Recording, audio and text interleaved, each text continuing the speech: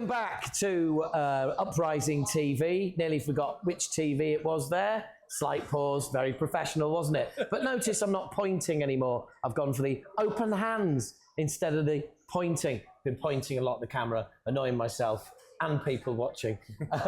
So, with me is Ramage Inc. This is Ramage. Hello. And this is Hammy. Nice to meet you. Hello, guys. Welcome. Hello, Howard. Nice to meet you. Nice to meet you as well. Let's do. Do you know what? We have not had enough Northerners on here.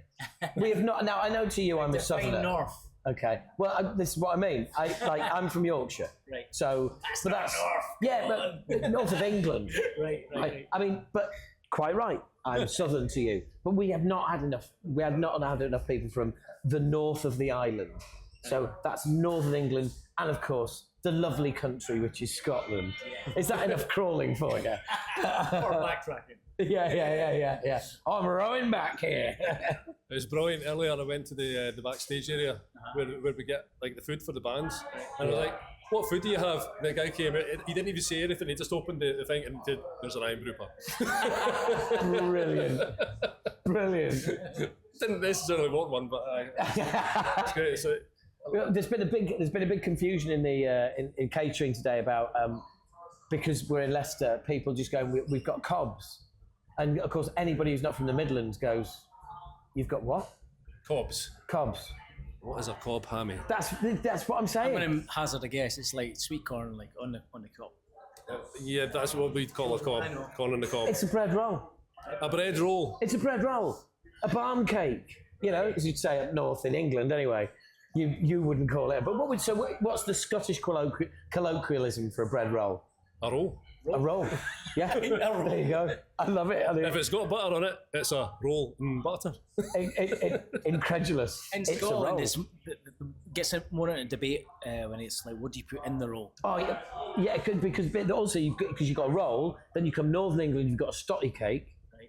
then you come a little bit further down and you've got a barn cake, but then you get to the Midlands and they call them a cob. Right. And basically a lot of bands from all over the country and all over the world I'm saying, like, you know, gone to catering, we've got some cobs. What's a cob? So what's the Midlands thing to put in a cob then? No, it's just there isn't a Midlands thing to put in a cob. Oh, right. Yeah. So in Scotland, we'll put a pie in a roll. No, it's just basically a bread roll. That's it. It's boring. I know what you're thinking. People are loving this. It's a riveting TV. Yeah, absolutely. So what do you call the ends of your bread? Ends of the bread. Heelys. Heels. Really? Heelys. Heel. See, that's close enough. Right. So you mean the bookends on loaf? Aye. Yeah. I mean, I've called them bookends, but no one calls them bookends because it's not bookends. Crust. The crust. Nah, the crust is just whatever goes on the outside, like. But we were talking about the ends. No, that's a crust. Right. At the end of the bread is the crust. Yeah, the motherfucking crust to you, motherfucker. Yeah, that's basically it. It's like, there should be no more crust after this. This is the crust of crust. It's the high crust. Right. So anyway, I'll take control of the interview. This is we're Uprising. This is all about us playing Uprising. We brought up here to interview ourselves now, apparently. So. Like I said, I did. How did it go? It was great. Yeah. We played Uprising before. I'm terrible. I can't remember what year it was. Oh, mate, but I know the feeling. I knew it was the second Uprising that happened. Yes. And man, we had such a great time. 2018. I'm going to go for because I think we did the first one, which was in 2017. But I might be wrong. Yeah, but we've not played any gigs with Simon since then. Simon Yarwood, who invited us. Back he offered us a bunch of gigs with resin events that he used to do. Which were always fun. Mostly around about Christmas time. We'd done a bunch Firebug. of them. Yeah, Firebug.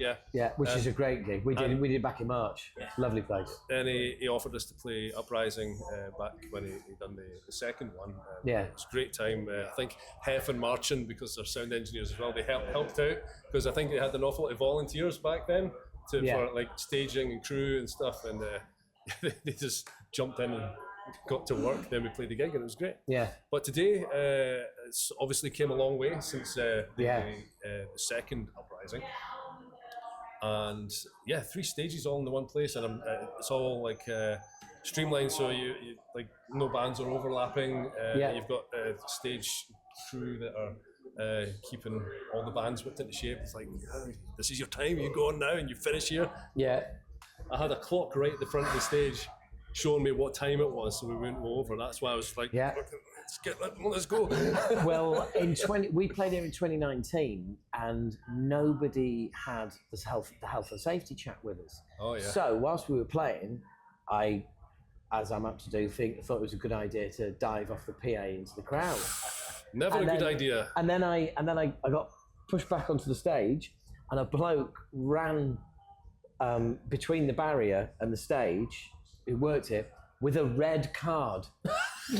Right. Now I'm not sure what that was supposed to do. Right. I'm not sure it was suggesting the band play the rest of the gig without me. Right. Red card. I straight red card, not even a booking first. Straight red. Yeah. He's gone like straight in, over the top, knee high. Right. And did you have another you on a bench? Yeah. It's like, bring him on. And afterwards, I was like, well, if somebody had told me about this card system or anything like that, then I would have known the parameters I was operating in. We never got told of any card system before when we arrived today. Although we did go through a big checklist of like, are you going to be throwing anything into the audience? No. Any explosives? No, any pyrotechnics, that kind of thing. What kind of audiences do you normally have? You get the sightings of like Wall of Death and all that kind of stuff. Yeah, it's like, man, we play prog metal. It's just like, okay. Oh, right, just ticks a load of other boxes. It's like weird dad rock. Like. I think that's overly harsh, to be fair. Compared to some of the like extreme metal, but some of the other acts that here are really heavy. It was really good, but a different kind of metal. I mean, this festival, from what we've seen so far and what we have managed to see whilst being here, is very varied, which is what I love. I don't like going to festivals and playing festivals where every band's playing the same kind of music within the genre. I had this conversation with Borstal earlier, and they were saying, like, you see these death metal all-dayers, and it's like 10 death metal bands. Who the fuck wants to do that? You get fatigued. Not even members of the bands are staying to watch other bands. Do you know what I mean? No. I'm not going to name festivals, but like, there's been a few festivals that I've played in my experience that are grating. Like 3 days of the same band. But that's also a thing, isn't it? It's like when you're doing a festival, and I've talked to a few people about this. There's the buzz of having to win people over. You don't know who the hell you are, which is a wonderful thing. I think it's one of the best feelings you can have. Is winning people over. Is seeing that frozen lake of an audience thaw from the stage, to the back. I saw your skeptical faces, and now we're winning you over. Yeah, exactly. Yeah. We had a lot of that when we were doing the Metal to the Masses competition for the Bloodstock. For the first time that we got that. We got through in 2017, or we played 2016. That was the New Blood stage. Was that 2016? Was the first time we played? We came back the next year and played the Sophie. That's right. Yeah. So it'd be 2015 that we kind of done the competition. But we went up the competition twice, because the first time we got right to the finals and didn't make it through. We thought it was a good experience for us as a band, because we'd not been going too long at the time with this lineup anyway. But every night, basically, we're playing in front of new people that we've never played before. Like each heat, that we were playing. It was like a new audience, completely new audience. Because each night we managed to get through and through, and it's like essentially you've got to win those people over, but they're part of your vote. It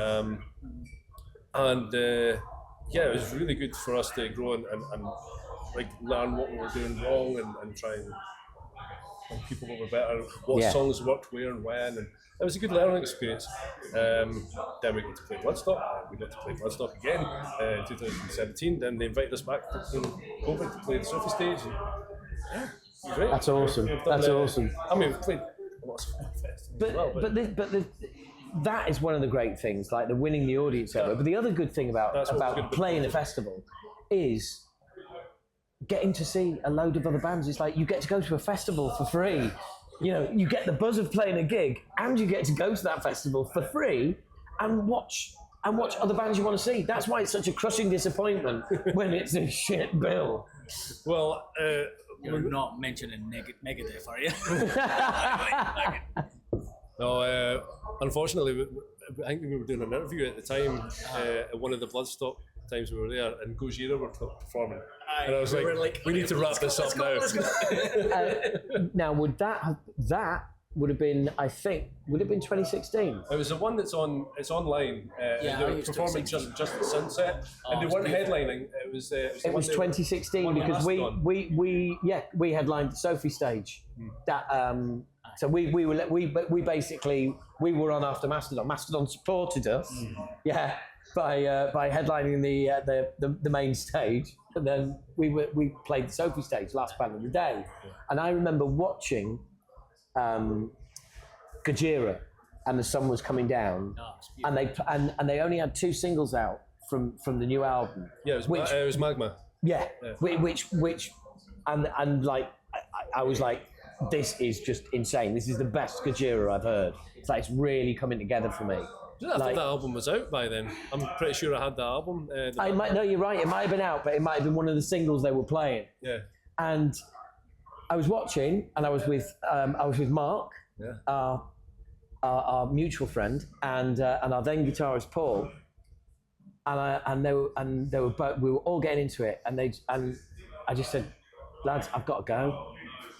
I can't watch because my adrenaline is starting to kick in. And if I stay and watch, I'm going to get fully pumped, and I'll be useless tonight. Because once that adrenaline starts, it will stay for the next like 3 hours until we're due on stage. And I was just like, I literally just had to like go. I'm honestly never been so gutted. Because it was just something about that. I say everything aligned, because like not only is it an amazing band, but amazing songs, and the sun was coming down. It was a beautiful time just to be alive, you know. Yeah. Even when you watch back, unless you're me, who fucks off. Well, we're glad I managed to catch a lot of the set, which we're happy about. But even watching it back, even the camera angles that they had for the Bloodstock stuff was really good. There was one shot where it was like behind the drummer. Yes. You could see the sunset, and I was like, man, that's an incredible shot. And also, when I watched that back, I was like, that's exactly as I remember it. Yeah. Just that moment captured. I remember seeing that, like even in the crowd, you on the big screen, you saw that shot from behind the drummer, and you were like, that's gorgeous, man. It was. That was just a gorgeous day. I mean, that is one of my, I would say, top 5 gigs that I've ever played in my life. That was an amazing night. But the whole day, and this is what I mean about getting back to that thing of you're playing a gig, and then you get to watch a load of bands. Yeah. It's just like, wow. What thing as well, I take away from that. So you're talking about your story where you went from the Sophie, and then a few years later you're on the main stage, and you hear so many of those journeys where it's like New Blood to Sophie, and then your story, Sophie to main stage. There's like so many bands that are in that scene, and they do their apprenticeship on the lower level and they come up. Yes, yeah. And the thing is that it's like, well, I interviewed Vicky for the Motorcast a couple of weeks ago, and she was saying, it's corny. That it's like by the people for the people, but by the fans for the fans. But it is. It is, yeah. It is. And the thing is, I think Uprising is it's one of those perfect kind of partners for Metal to the Masses. For the whole Bloodstock family, as it were. Yeah. Because when Uprising started, it was a small thing, and it's just grown and grown and grown over the years. And I know what you mean about coming here and all of a sudden it's like, whoa, there's like 3 rooms and like no band overlaps. No, it's great. I love that. No, it is though. It's amazing, bearing what it was when we first played it. Yeah, of course. I mean, you learn from experience, and like every year, we've obviously done a lot of learning. I mean, like the second Uprising that we played, I mean, it was good. I remember going on and having a great time. I think my memory of that gig that we played, we were playing like the larger stage. There was 2 stages in the same room. There was our stage, then there was a stage at the other side of the hall at the back. So the band was setting up whilst the other band was playing. It was cool. Yeah. And there was a seating all the way around as well, so people could chill and watch a metal band. Yeah, it was cool. No, it is, and also I think it's cool the fact that you basically you get people just sort of popping into rooms. Yeah. To sort of like, oh, you know, I'll just pop in here and watch some band I've never heard of for 5 minutes. It might be good. You know, everyone gets like. Everyone comes to see X amount of bands. Yeah. But then there's like, when I'm not watching those bands, I'm free to just roam and check out other bands. And I think that's that's why when you play somewhere like this, you pick up, you see a bump in social media followers and things like that, because there's a real genuine kind of like outreach. You're getting to reach people that you just wouldn't normally. On a business note, a really, really good thing that Uprising is doing that most other places aren't doing, and I strongly hope that Uprising continues doing it. I know what you're going to say, yeah. We can sell our merch at whatever price we so desire, and they're not taking any cut on top of it as well. That's absolutely fantastic. And thank you for being the first band all day to mention it. Mm-hmm. I was like totally like blown away. So if only we had merch to sell. We do have merch. We've got our albums. What? You've sold out? No, we weren't very organised. I really wanted to get a bunch of T-shirts printed for this weekend, but I mean, we had a bit of bad luck in the past. Dude, last time we played here, we had a limited edition shirt made just for this gig that arrived, delivered to this gig 8 days after this gig. Yeah. We've done not 1 but 2 album launch now where our CDs arrive after the album launch. I'm glad it's not just us. Yeah, it happens, man. This made me more prepared in advance. Yeah. Well, look, guys, thank you so much for your time. Thank you. Glad you've had a good day. Nice and it's been a pleasure meeting you, boys. Pleasure. Ramage, ladies and gentlemen, back in a few minutes with more bands from Uprising.